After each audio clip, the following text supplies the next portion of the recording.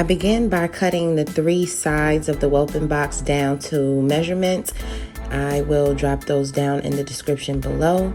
Here I'm just cutting off the extra sides so that all of the 3 sides measure out to be 4 feet long and 16 inches high. Here I use my 90-degree corner angle clamp so that I can make sure that it is nice and snugly fit before I go ahead and secure it. This is where I made my first mistake during this whelping box DIY. I used 1.5-inch screws with the T-star bit. However, I used a 5/32 bit, and this was way too big. So from here, I had to change it out. I ended up using a 1/8 bit, but I did drill that first one with the 5/32, and the screw pretty much did not get secured, and that's how I knew it was too big. So you see me doing that here, and like I said, I am going to end up removing that bottom screw once I change out the bit and go in with just a smaller size here. And I put about 5 screws on this side here to secure it all the way to the top before moving on to the other side.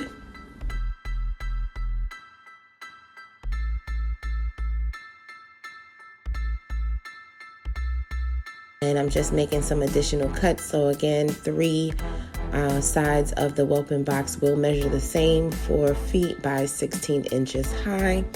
And I did make an error with the second part here. So you see me lining it up, but not the same way I did at the first side. I'm drilling it into the side when I should have been drilling it into the back. So I did end up taking all of these screws out and making the necessary adjustments.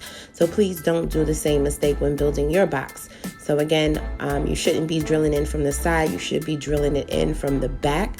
And I did correct that mistake before moving forward.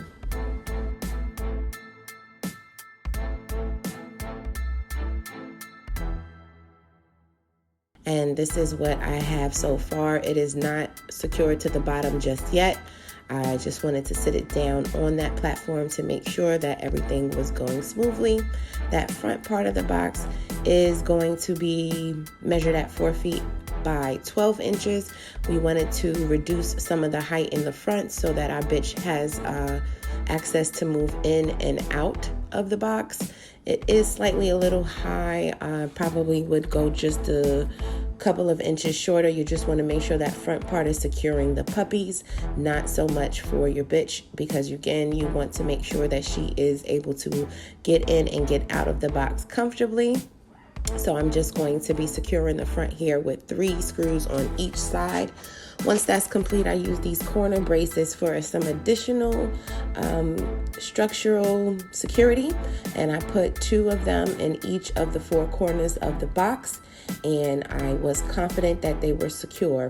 With the spare piece of 2x4, I chopped down 4 4-inch high pieces of the 2x4 so that I can secure the pigtails on top of it. That is our boy Caesar, and that's Isha playing with her I don't know what that's called, but she loves it. So again, now I am securing the bottom portion to the whelping box, and I'm securing it all around the perimeter, maybe 3 or 4 or 5 screws on each side. I'm using my circular saw to cut down the PVC to create the pig rails that you see here. And the pig rails just properly prevents the bitch from squishing the puppies. They'll kind of tend to crawl underneath that space, and with her leaning up against the wall, it creates a space for them to sit comfortably and again not get squished. So I did use a screw from the outside of the box and screwed it into the 2x4s that you see here, just so they're nice and secure and that they don't move. I will again drop all the measurements for the PVCs and the 90-degree elbows that I used to create this pig rail here. Once that was complete, it was time to move the whelping box into the home. Hey, you guys ready to try your new home? Come on, Sarah. And it is safe to say that Diamond and her puppies are enjoying their new digs. They're nice and comfortable. We've lined the bottom with some puppy pads just to ensure that they have some space to use the restroom. And of course, she loves her extra padded blankets.